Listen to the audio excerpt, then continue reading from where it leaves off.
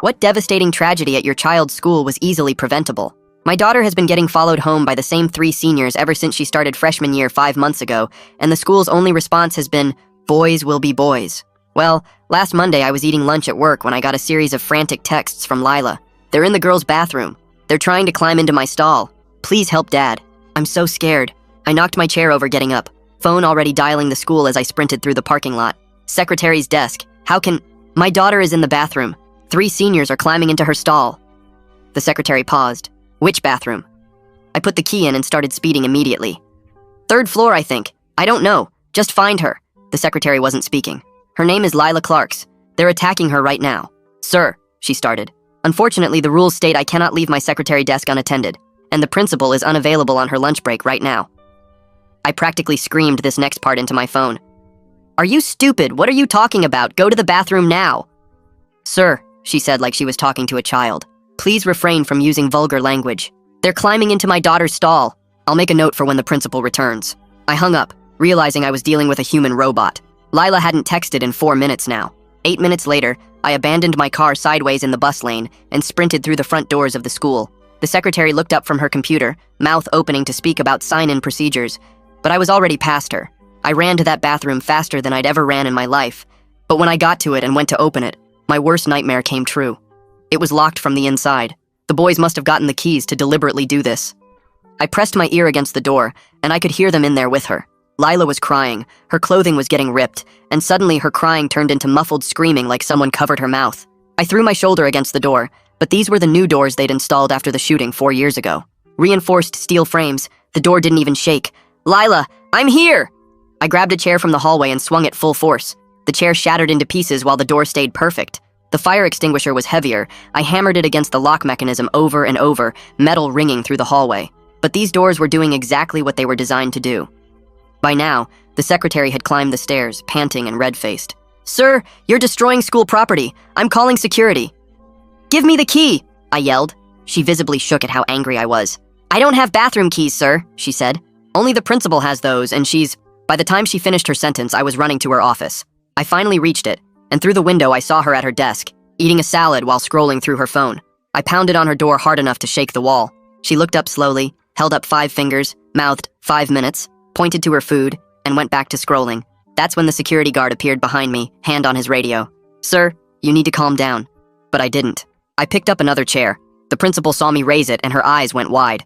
I swung the chair through her window. Glass exploded everywhere. She screamed, dropping her salad. I reached through, unlocked her door from inside, blood from the glass cuts dripping on her carpet. Sir, stop! The security guard grabbed my arm, but I shoved him off and went straight for her desk, yanking open drawers until I found the key ring. You're insane! The principal shrieked. I'm calling the police! I ran back to the bathroom, keys jangling, leaving bloody handprints on the walls. But when I got there, the door was already open. The boys were gone, and my dear Lila was curled on the floor. Her skirt torn, her lips bruised, her hair covered in white sticky liquid, and her shirt unbuttoned and bra torn. I immediately pulled out my phone to call 911, kneeling beside Lila, taking off my jacket to wrap around her when the principal rushed in with the security guard. You assaulted me! The principal's voice was shrill. Jim, he could have killed me with that chair! I was talking to the dispatcher, one hand holding the phone, the other stroking Lila's cheek as she choked out blood and tears. The principal kept going, pacing now, gesturing wildly. You've traumatized my entire staff. She pulled out her own phone. Every student on this floor saw you acting like a maniac. That's 200 children who'll need counseling. The security guard was filming everything. This is going to be on the news, the principal continued, now talking to someone on her phone. A parent going psychotic, destroying property, creating an unsafe learning environment. Our insurance doesn't cover parental attacks. The superintendent is going to... Yes, hello? She suddenly interrupted herself. We have a violent intruder who threatened me with a weapon. She gave my physical description and described the premeditated assault. She never mentioned the 3 boys or why I did what I did. When the police arrived 4 minutes later, she pointed at me first. That's him, the one who attacked me. 2 officers moved toward me while 2 more pushed past to get to Lila. The first officer put his hand on my shoulder and started guiding me away from my daughter. I tried to explain about the 3 boys, but he just said we'd talk at the station. My hands were still dripping blood from the window glass onto the bathroom floor. The paramedics rushed in with their bags and went straight to Lila, who was still curled up on the cold tiles. They started checking her over, and one of them called for a gurney while I watched from the doorway with the officer's hand still on my shoulder. The principal was already talking loudly to another officer about how I'd gone crazy and attacked her office. She kept pointing at me and using words like violent and unstable, while Jim held up his phone to show the video he'd taken. Nobody asked about the 3 boys or why I'd been trying to get into this bathroom in the first place.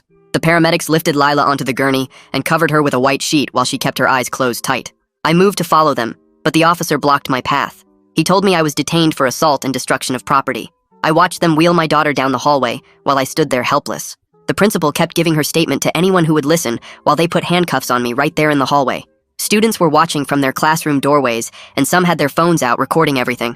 The officers walked me past all those staring kids, and I caught one last glimpse of Lila on the gurney with a female paramedic holding her hand and talking to her softly. At least someone was being gentle with her while they treated me like a criminal. They put me in the back of the police car and drove me to the station while I kept asking about my daughter, but they just said to save it for the detective. At the station, they took me through the booking process with fingerprints and photos against the white wall. My hands were still bleeding, and they had to clean them before they could get good prints. When they finally gave me my phone call, I didn't waste it on a lawyer. I called the hospital to check on Lila, but they wouldn't tell me anything since I wasn't there in person. All they'd say was that she was examined and I'd have to come in person for any information. I found out later that a victim advocate had met Lila at the hospital for the SANE exam while I was stuck in that holding cell. This woman stayed with her through the whole process and explained each step so Lila wouldn't be scared. The evidence collection took hours with photographs and swabs and measurements, while I sat in custody not knowing what was happening. They released me that evening with a citation and a court date for the property damage charges. The desk sergeant mentioned something about the principal not pressing assault charges at this time, which made it sound like she was doing me some kind of favor. I practically ran to my car in the station parking lot and drove straight to the hospital. I found Lila in a room on the 3rd floor all cleaned up, but her eyes looked empty, and she flinched when I moved too fast toward her bed. She whispered that I shouldn't touch her, but please don't leave either. I pulled the chair close to her bed so she'd know I was there, but gave her the space she needed. We sat there for a while without talking, until Detective Paula Norris showed up with her notebook. She interviewed us separately, starting with me in the hallway while a nurse stayed with Lila.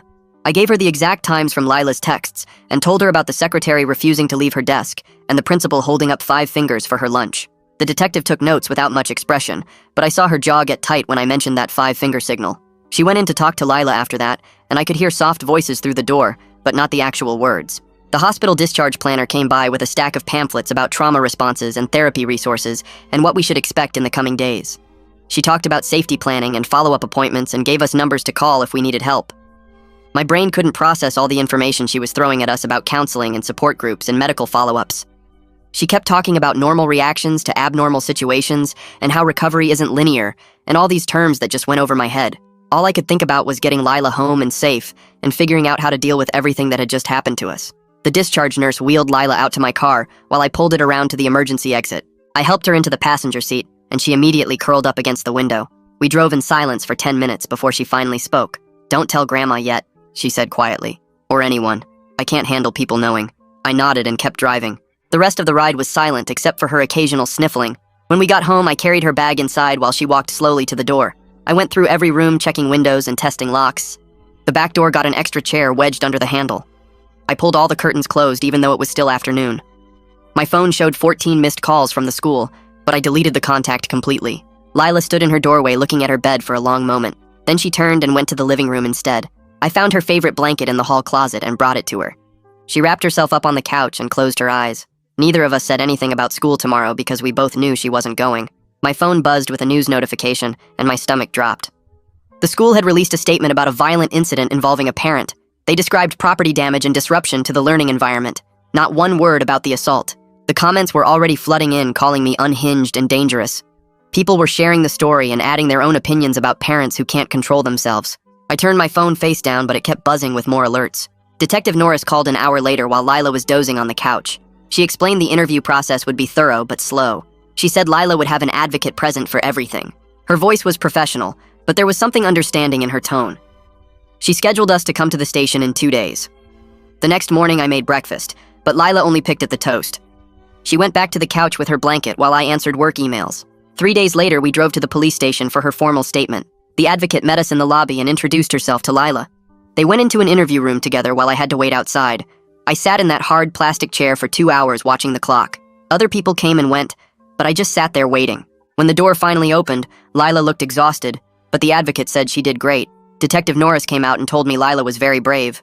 We went home and Lila went straight back to the couch. The next afternoon, someone knocked on our door, and I found a process server standing there. He handed me papers and asked me to sign for them. It was a no trespass order from the school banning me from campus indefinitely. The document cited safety concerns and property damage. The irony of them caring about safety now made my hands shake. I signed for it and added the papers to my growing file. My phone was going crazy with notifications, so I finally looked. Someone had posted a video of me breaking the principal's window. It was edited to start right when I picked up the chair. You couldn't see the principal holding up 5 fingers or hear anything about Lila. The comments were brutal.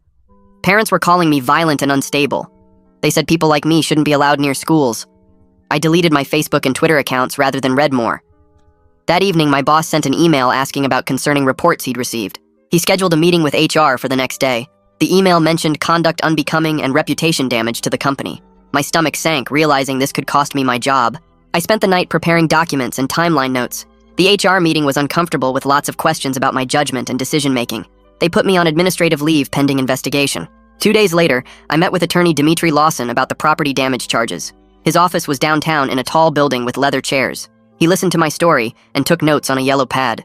He said we could argue extreme circumstances, but warned me the principal had political connections.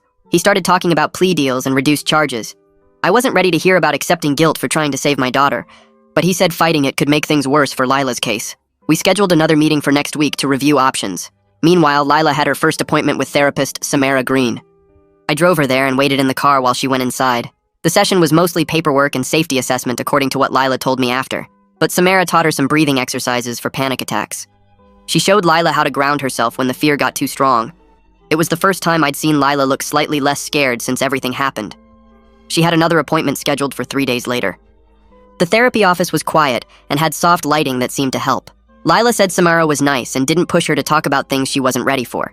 We stopped for ice cream on the way home, even though neither of us really wanted it, but it felt like something normal people would do. The house felt too quiet when we got back. I kept checking the locks even though I'd already checked them twice. 3 days passed before a man named Cullen Burgess called from the district office. He said he was the Title IX coordinator and needed to discuss the alleged incident at the school. The way he kept saying alleged and reported made my stomach turn. I asked what they were doing to keep Lila safe right now. He told me everything had to follow proper process and they couldn't rush to judgment. I hung up harder than I meant to. The next morning, the school sent certified letters saying the 3 boys couldn't contact or come near Lila. But that same afternoon, Lila's phone buzzed with an Instagram message from a fake account. "You ruined everything," was all it said. But we both knew who sent it. I took screenshots of everything, including the account details and timestamp. Lila's hands shook for the rest of the day, even after I forwarded everything to Detective Norris. She called back 2 hours later with the first good news we'd gotten. The school had security cameras in the hallway near that bathroom, and she'd gotten the footage. You could see all 3 boys going into the bathroom area right when Lila's text to me started. The timestamp showed this was happening while the principal was still at her desk eating lunch. This proved she could have helped, but chose not to. Detective Norris also got all the phone records from that day. Every single text Lila sent me was there with exact times. My call to the school at 12:47 was logged. The secretary's call to security about property damage came at 1:03, but she never mentioned anything about a student being attacked. Each piece of evidence made our timeline stronger.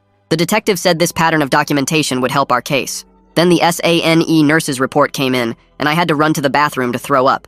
The clinical words describing what happened to my daughter were worse than any nightmare. But Detective Norris said this medical evidence moved everything forward in a big way. I tried signing up to speak at the next school board meeting, but the woman on the phone said I couldn't talk about specific student matters in public comment. I started writing remarks about general safety protocols instead. I had to stay calm and strategic, even though I wanted to scream about what they'd done. A reporter from the local paper emailed, asking if we wanted to tell our side after seeing the viral video. I wrote back saying no, but gave them Detective Norris's contact information. Maybe media pressure would make the district actually do something. Detective Norris called again with more news. The custodian who cleaned that bathroom area had come to her quietly. He'd seen those 3 boys hanging around that morning and noticed they had keys they shouldn't have. He was scared to say anything publicly, but agreed to give a sworn statement about what he saw. Then Dimitri called with bad news. The principal had filed for a restraining order against me, saying she feared for her safety. He said this was just a tactic to make me look dangerous before Lila's case went anywhere. We'd have to go to court next week to fight it. After 2 weeks, Lila wanted to try going back to the school for just 1 class. The counselor said this was a good step. I drove her there and walked her to the building. She made it to the hallway outside her math class. Then she smelled something and froze completely. It was the same cologne one of the boys always wore. She couldn't breathe and started crying. I got her out of there as fast as I could. She sobbed the whole drive home, saying she was sorry for being weak. The counselor called later and said setbacks were normal, but it felt like we were moving backward. That night, I sat at the kitchen table going through all the evidence we'd collected so far. Phone records and timestamps and medical reports and witness statements. Each piece told part of the story of what really happened that day. The school kept saying they were investigating, but nothing seemed to change. Those boys were still walking around free while my daughter couldn't even walk down a hallway. The district sent another letter about their ongoing review of policies, but it was all empty words. They wanted this to go away quietly, but I wasn't going to let that happen. Every day brought some new piece of bureaucracy or legal paperwork, court dates for the restraining order and meetings with lawyers and forms to fill out, all while Lila stayed home trying to heal from what they did to her. The system that was supposed to protect her had failed completely, and now we had to fight it just to get basic justice. 3 days later, Dimitri called me at work and said the DA wanted to meet about my property damage charges. I drove to his office and he explained they were offering a plea deal for misdemeanor property damage with probation and paying for the principal's window. He thought I should take it because fighting the charges could complicate Lila's case and make me look unstable in court. My gut wanted to fight because I had a good reason for what I did, but Dimitri kept saying Lila needed stability more than I needed to prove a point. I signed the papers even though it felt wrong admitting guilt for trying to save my daughter. The next morning, Cullen Burgess from the district called about interim safety measures for when Lila returned to the school. They offered schedule changes so she wouldn't see those boys and an adult escort between classes and access to a private bathroom. I wrote down every gap in their plan, like what happens during fire drills or assemblies or if the escort was absent. Burgess kept saying it was the best they could do while still investigating, but their best wasn't good enough to protect her before, so why would it be enough now? 2 days later, I was loading groceries into my car at the store when someone called my name. I turned and saw a man in a suit walking toward me fast. He said he was one of the boys' fathers, and I was ruining his son's future over teenage mistakes that got blown out of proportion. I kept loading my groceries and didn't respond, but he followed me around my car saying his son was losing his college scholarships and getting death threats online. He threatened to sue me for defamation if I didn't make Lila drop the charges. I got in my car and started it, but he kept talking through my window about how boys do stupid things sometimes, and we were destroying his family. My dash cam was recording everything, including when he said his son might have gotten carried away, but didn't mean any real harm. I drove off while he was still talking, and saved that video file immediately. That afternoon, the district sent out an email to all parents calling the incident a student conflict that was addressed through proper channels. They praised their quick response and commitment to student safety without mentioning the assault, or that I had to break a window to get help. I started writing a response listing the actual timeline with every text and phone call, and how long each person took to respond or not respond. I included the secretary refusing to leave her desk, and the principal holding up 5 fingers for her lunch, and the 3 boys having keys they shouldn't have had. Dimitri reviewed my draft and made me take out the parts, calling them incompetent and negligent, even though that's exactly what they were. Detective Norris called that evening with an update on her investigation. She'd interviewed all 3 boys separately over the past 2 days, and their stories were completely different. One claimed he was never in that bathroom at all. Another said Lila invited them in and everything was consensual. The third admitted being there, but said the other 2 forced him to watch and he didn't touch her. Their parents had hired lawyers who were now trying to coordinate their stories, but it was too late because Norris already had their first statements recorded. She said the contradictions actually helped our case because innocent people don't need to coordinate lies. A week later, someone knocked on our door at dinner time. 2 people from Child Protective Services stood there with clipboards saying they needed to do a mandatory home visit because the case involved a minor. They walked through our house checking if Lila had a safe bedroom and enough food, and if I seemed stable enough to care for her. It felt humiliating having strangers judge our home, but the caseworker actually gave us helpful resources for trauma counseling and victim compensation funds. They determined Lila was safe, but kept the case open to provide ongoing support services. 3 weeks into therapy with Samara, something amazing happened. Lila slept through the entire night without waking up screaming or crying. She'd been using the grounding techniques Samara taught her, like naming 5 things she could see, and 4 she could hear, and 3 she could touch. That morning, she came downstairs looking rested for the first time since the attack. We celebrated quietly with her favorite blueberry pancakes and didn't talk about why it was special, but we both knew this was huge. Detective Norris had been busy with subpoenas and called with big news. She got the principal's phone records from that day, showing multiple calls coming in during her lunch break that she didn't answer. The records proved she was lying about not knowing there was an emergency. Her lawyer tried to argue the records were private and inadmissible, but the damage was already done because now everyone knew she chose her salad over student safety. The next Monday, Lila wanted to grab something from her locker, even though she wasn't going to classes yet. We went early before school started, and when she opened her locker, a piece of paper fell out. Someone had written that she was a lying whore who was ruining good kids' lives. She started shaking and couldn't breathe. I took photos of the note and marched to the office where they finally agreed to install more cameras near her locker and classroom areas. It wasn't enough, but it was something more than their previous nothing. The restraining order hearing came up the following week. The judge listened to both sides and ended up issuing mutual stay-away orders, criticizing both the principal's delayed response and my property damage. She said we both acted inappropriately, even though the situations weren't remotely comparable.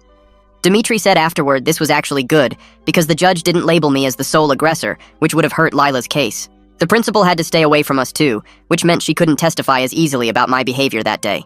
It wasn't the vindication I wanted, but in this messed up system, it counted as a win. 3 days later, Cullen Burgess called me into an executive session at the district office where he sat with 2 lawyers and admitted the school hadn't followed any of the right steps when Lila reported the boys following her home months ago. They wanted to avoid a federal complaint and offered mediation instead of fighting us in court. Burgess kept rubbing his forehead and looking at papers showing all the times we'd asked for help and been ignored. The lawyers pushed a stack of forms across the table, offering counseling funds and policy changes if we'd sign away our right to sue. I took the papers home to think about it, but that same afternoon, Dimitri called with news that made my hands shake. Another girl's lawyer had contacted Detective Norris, saying those same 3 boys had cornered his client in an empty classroom last year, but she'd been too scared to tell anyone until she heard about Lila.